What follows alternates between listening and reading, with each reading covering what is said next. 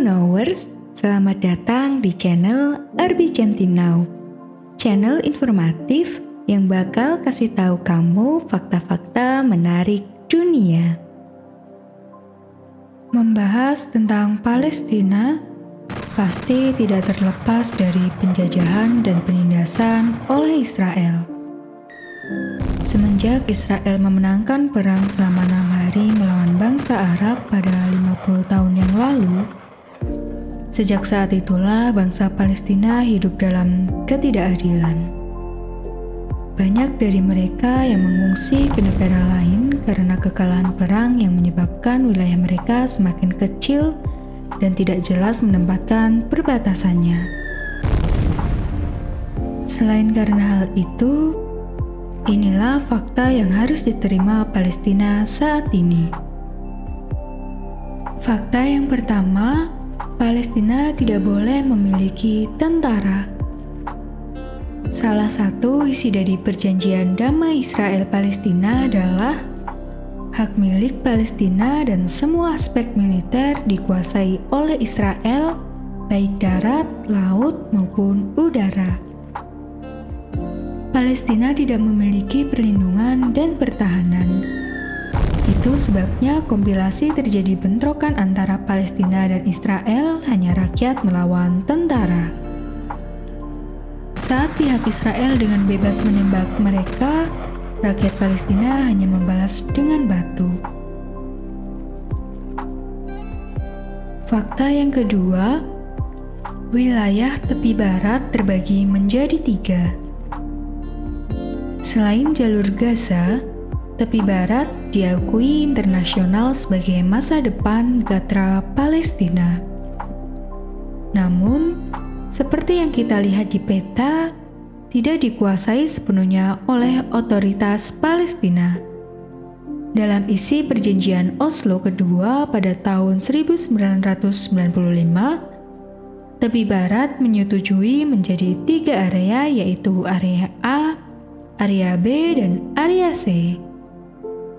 Seperti dilansir dalam berita Fox, termasuk 400.000 permukiman Israel, antara 2,2 juta Arab Palestina di tepi barat. Fakta yang ketiga, Palestina tidak memiliki bandar udara. Hingga tahun 2001, Palestina sudah tidak memiliki bandar udara.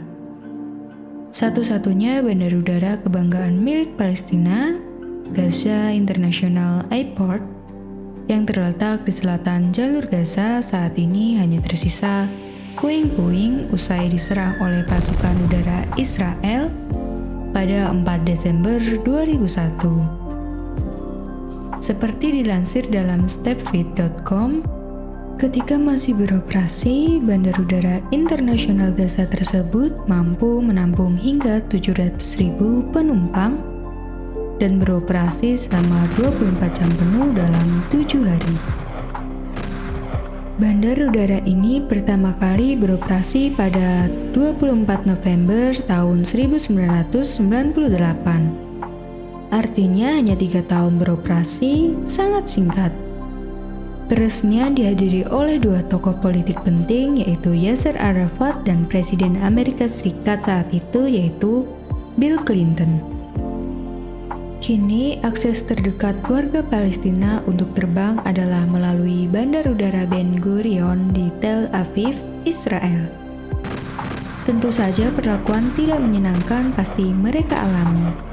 Bahkan tidak menutup kemungkinan mereka akan diinterogasi selama berjam-jam sebelum mereka terbang ataupun setelah mereka mendarat.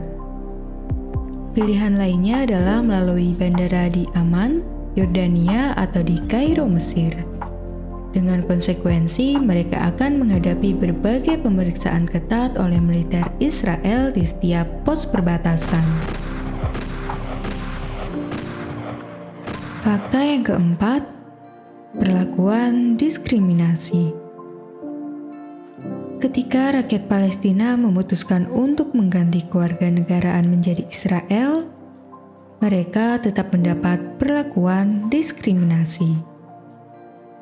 Dalam hukum Israel, mereka dikategorikan sebagai warga kelas 2. Konsekuensi bagi mereka yang berpaspor Israel adalah mereka tidak akan bisa melakukan umroh atau haji seumur hidup mereka. Ada beberapa alasan yang mendasari mengapa mereka memutuskan menjadi warga negara Israel. Selain untuk kehidupan yang lebih layak, mempertahankan tanah nenek moyang mereka agar tidak terusir, dan untuk menjaga Masjid Al-Aqsa agar tetap berdiri.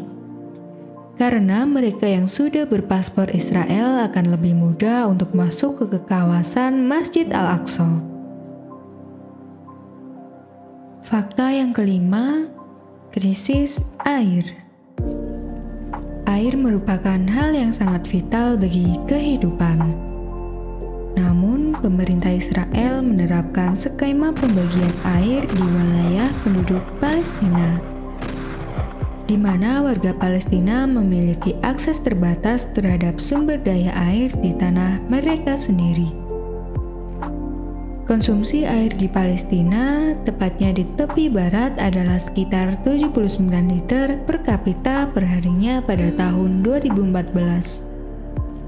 Sangat jauh di bawah rekomendasi WHO sebanyak 100 liter per kapita per hari untuk keperluan rumah tangga. Fakta yang keenam, akses komunikasi yang terbatas. Israel membatasi sektor komunikasi internet Palestina selama bertahun-tahun. Penyediaan layanan internet Palestina dilarang untuk menawarkan akses internet 3G dengan dalih kekhawatiran keamanan. Kecepatan internet di tepi barat merupakan yang paling lambat di dunia. Itulah beberapa fakta menyedihkan tentang Palestina. Simak video informasi dan fakta menarik lainnya di channel RBCanti Now.